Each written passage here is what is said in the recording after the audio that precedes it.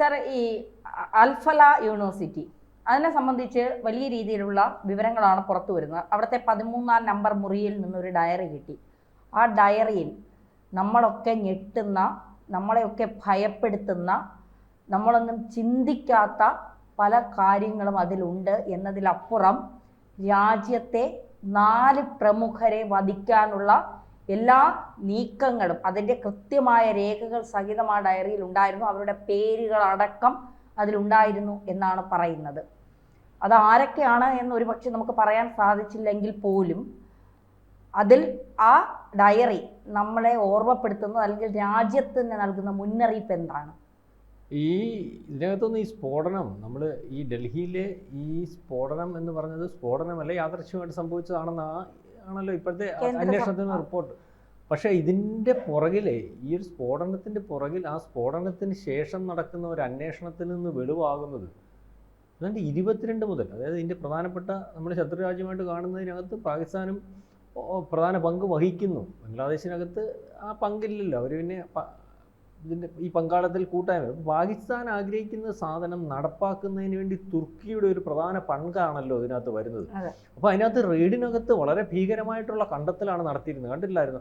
2900 കിലോഗ്രാമോളം സ്ഫോടക വസ്തുക്കൾ പിടിച്ചെടുക്കുന്നു. ഈ സ്ഫോടക വസ്തുക്കൾക്കകത്ത് അമോണിയം നൈട്രേറ്റ്, ഫ്യൂവൽ ഓയില്, ബാറ്ററികൾ, ഇങ്ങനെ ഓരോ സാധനങ്ങൾ വരികയാണ്. അതുപോലെ തന്നെ ആശുപത്രികളെ ശേഖരിച്ചിരിക്കുന്നത്. അതുപോലെ ആശുപത്രിക്കകത്ത് നിന്നും ഈ ആയുധങ്ങൾ കണ്ടെടുക്കുകയാണ്.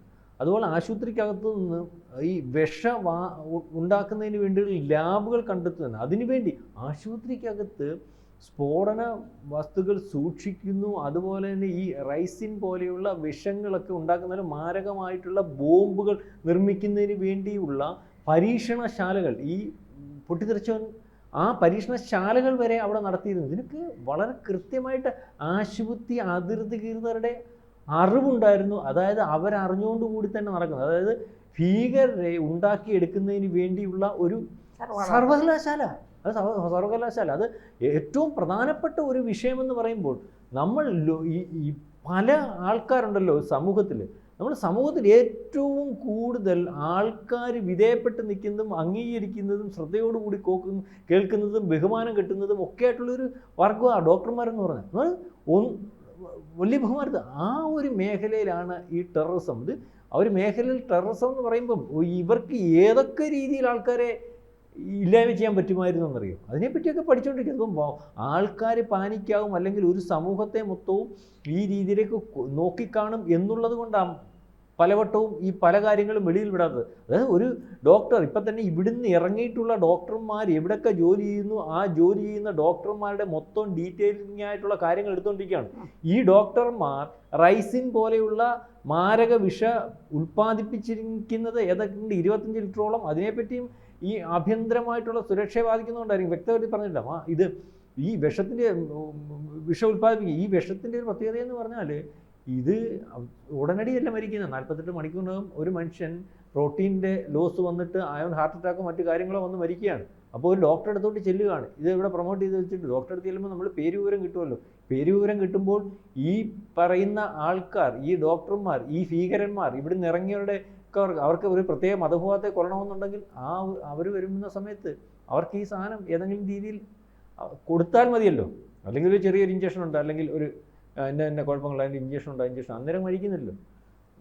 1-2 ദിവസത്തേക്ക് 48 മണിക്കൂർ 68 മണിക്കൂർ. അപ്പം ഇതൊരു വലിയ ഈ രീതിയിലേക്കുള്ള ഒരു വലിയ അന്വേഷണം വരുന്നു. ഇപ്പം പറഞ്ഞു വന്നത് ധന്യ ചോദിച്ചതുപോലെ അവിടെ റെയ്ഡ് നടക്കുന്നു. റെയ്ഡ് നടക്കുമ്പോൾ സ്ഫോടക വസ്തുക്കൾ പിടിച്ചെടുക്കുന്നു.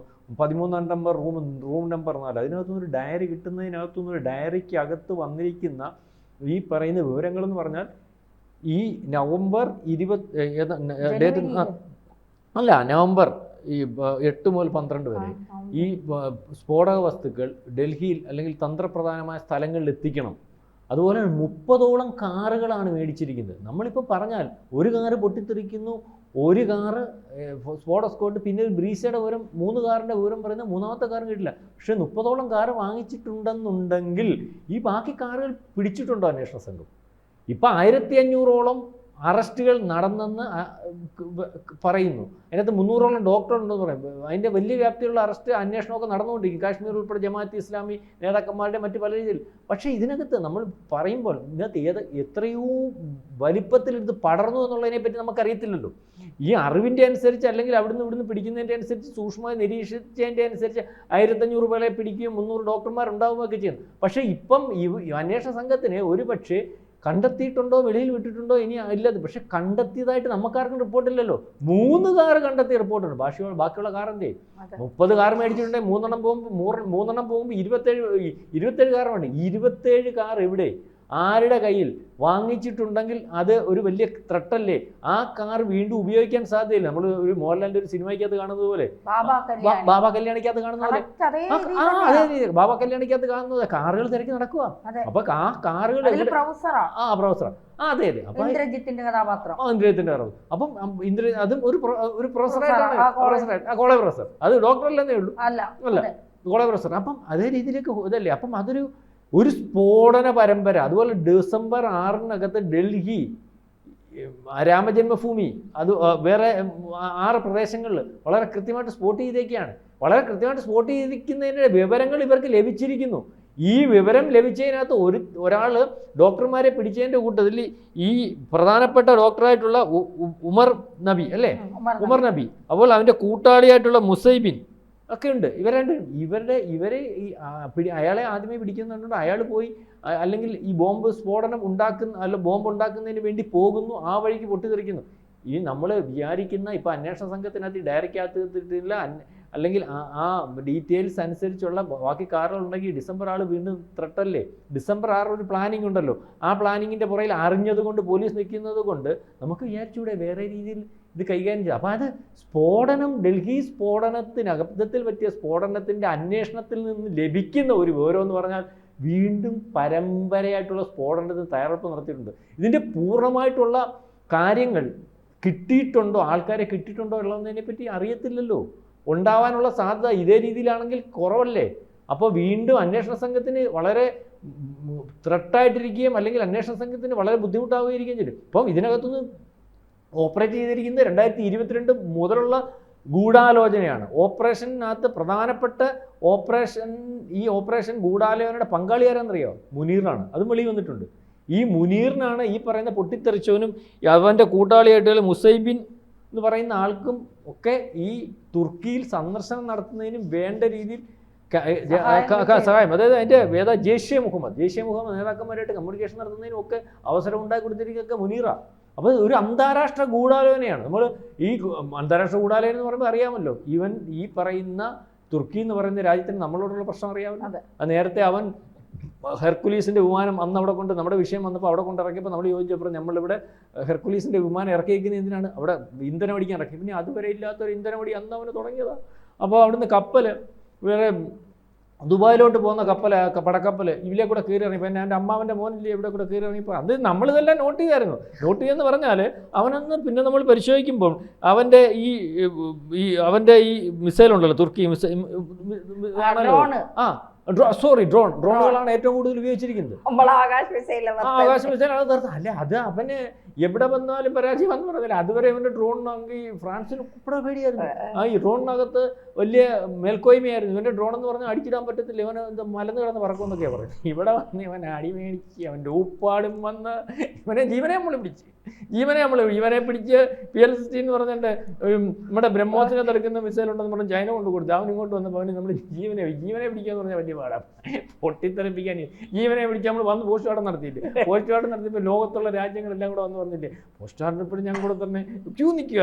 ഇതിനകത്തിരിക്കുന്ന സാങ്കേതിക വിദ്യ പഠിക്കാൻ ഏറ്റവും വലിയ അതൊന്നും കൊടുത്തൊന്നും എനിക്കറിയത്തില്ല. എന്തായാലും അന്ന് അങ്ങനത്തെ വാർത്തയൊക്കെ ഉണ്ട്. ഇവൻ്റെ ഡ്രോണിൻ്റെ എല്ലാം ആർക്കും കൊടുക്കത്തില്ല, ഞങ്ങളുടെ ഈ മാത്രമേ ഉള്ളൂ എന്ന് പറഞ്ഞിട്ട് തീർച്ചയായിട്ടും വെച്ചോണ്ടിരുന്നവൻ്റെ മരുമോനും മോളും അത് നടത്തിക്കൊണ്ട് ആ സർവകലാശാലയും പൂട്ടി, ഡ്രോൺ സർവകലാശാല അതും പൂട്ടി. ഇവനെല്ലാം ജീവനെ പിടിച്ച ടെക്നോളജി ഈസിയായിട്ട് നമുക്ക് കിട്ടി. മനസ്സിലാവുന്നു? ഡ്രോൺ അത് ജീവനെ പിടിച്ചാൽ ജാം ചെയ്ത് പിടിച്ചാൽ അങ്ങൊരു ഗുണമുണ്ട്. പൊട്ടിത്തെറിച്ചു പോലെ ഇതിനകത്ത് എന്താണെന്ന് അറിയാനൊക്കെ. അപ്പം പറഞ്ഞു വന്നത് ഇതേ രീതിയിൽ. അപ്പം അതിനകത്ത് അവൻ്റെ ഒരു ഇടപെടിയില്ല ഈ അന്താരാഷ്ട്ര ഗൂഢാലോചന. അപ്പം ഇതിനകത്ത് ഞെട്ടിപ്പിക്കുന്ന ഒരു വിവരം എന്ന് പറഞ്ഞാൽ ധന്യ ചോദിച്ചതുപോലെ ഈ ഡയറിക്കകത്ത് നിന്ന് എന്തൊക്കെയാണ് പ്ലാനിങ് ഉള്ളതിനെ പറ്റി കിട്ടിയിട്ടുണ്ട്. ആ ഡയറിക്കകത്തുള്ളത് മാത്രമാണോ പ്ലാനിങ് എന്നറിയത്തില്ല. നമ്മളെ അതിനകത്ത് പ്രോട്ടോകോൾ അനുസരിച്ചാണ് ഈ പൊട്ടിത്തെറി പോലും അതിൻ്റെ ഒരു ഇന്നടത്തിനകത്ത് അത് ഏറ്റവും ഡൽഹി പൊട്ടിത്തെറിക്കണം, അയോധ്യ പൊട്ടിത്തെറിക്കണം, പ്രധാനപ്പെട്ട ഈ 6 നഗരങ്ങൾ ഇങ്ങനെ ഉദാഹരണത്തിന് 1-2 നഗരം പറഞ്ഞ അതുപോലെ പ്രധാനപ്പെട്ട നേതാക്കന്മാരുടെ വിവരം എന്ന് പറഞ്ഞാൽ ഏറ്റവും പ്രധാനപ്പെട്ട 4 നേതാക്കന്മാർ. അപ്പം അറിയാമല്ലോ ഏറ്റവും പ്രധാനപ്പെട്ട ഇന്ത്യയിലെ പ്രോട്ടോകോൾ അനുസരിച്ചുള്ള നേതാക്കന്മാർ. അപ്പം ചെറിയ രീതിയിലുള്ള ഒരു ഓപ്പറേഷൻ അവിടെ പൊട്ടിത്തെറിയും കാര്യങ്ങളും ഒന്നും അല്ലായിരുന്നു. ഇത് വലിയ വലിപ്പത്തിൽ സീരിയസ് ആയിട്ടുള്ള ഒരു വലിയ പദ്ധതി. ആ പദ്ധതിയുടെ രൂപരേഖ ഒരു പക്ഷേ ഈ സർവകലാശാല റെയ്ഡിൽ നിന്ന് കിട്ടുന്നു. അതിനകത്ത് ഏതാണ്ട് ഒരു 312 ഡോക്ടർമാരോളം ഇതുവരെ കിട്ടിയിട്ടുണ്ട്. 1500 പേരോളം അറസ്റ്റ് വരിച്ചിട്ടുണ്ട്. പക്ഷേ ഇപ്പോഴും നിൽക്കുന്നത് നാളെ കാലത്തെ ഡിസംബർ 6-ന് പ്ലാൻ ചെയ്ത സ്ഫോടനം, അല്ലെങ്കിൽ ഇവർ ഇതിനപ്പുറം എന്തെങ്കിലും സ്ഫോടനം പ്ലാൻ ചെയ്തിട്ടുണ്ടോ? ഏതായാലും സ്ഫോടനം പ്ലാൻ ചെയ്യുന്നതിന് വേണ്ടി ഈ ഡയറിക്കകത്ത് ഉള്ളതുപോലെ വിചാരിച്ചിരിക്കുന്ന ഏതാണ്ട് 30ഓളം കാറുകൾ മേടിച്ചിട്ടുണ്ട്. അങ്ങനെ മേടിച്ചിട്ടുണ്ടെങ്കിൽ ഈ 3 കാറിന് പുറത്തുള്ള കാർ അന്വേഷണ ഏജൻസി കണ്ടെത്തിയിട്ടുണ്ടാവാം, അല്ലെങ്കിൽ പക്ഷേ നമുക്കിതിനകത്ത് വ്യക്തതയൊന്നുമില്ല. അപ്പോൾ ഇപ്പോഴും ഇത് വലിയൊരു പ്രശ്നമാണ്. നമുക്ക് ഏറ്റവും വലിയ പ്രശ്നം നമുക്ക് തെളിവ് ലഭിച്ചു, തുർക്കിയുടെ ഇടപെടലിൻ്റെ തെളിവ് ലഭിച്ചു, പാകിസ്ഥാൻ ഇടപെടലിൻ്റെ തെളിവ് ലഭിച്ചു എന്നൊക്കെ പറയുന്നുണ്ട്. ഗവൺമെൻറ്റിനെ പറ്റി ഒന്നും വ്യക്തത വരുത്തി പറഞ്ഞിട്ടില്ല.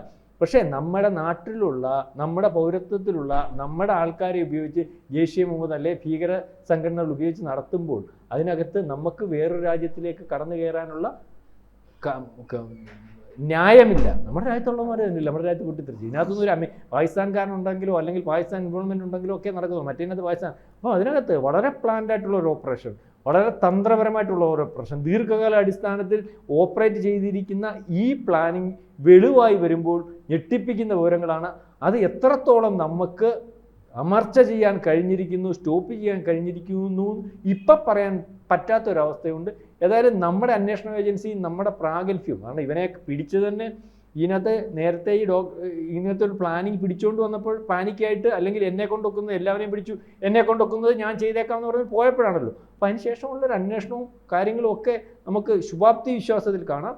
ഏതായാലും ഈ വലിയ ഒരു സ്ഫോടന പരമ്പരയായിരുന്നു. അതിനകത്ത് പ്രധാനപ്പെട്ട സ്ഥലങ്ങളുണ്ടായിരുന്നു, പ്രധാനപ്പെട്ട നേതാക്കന്മാരും ഉണ്ടായിരുന്നു.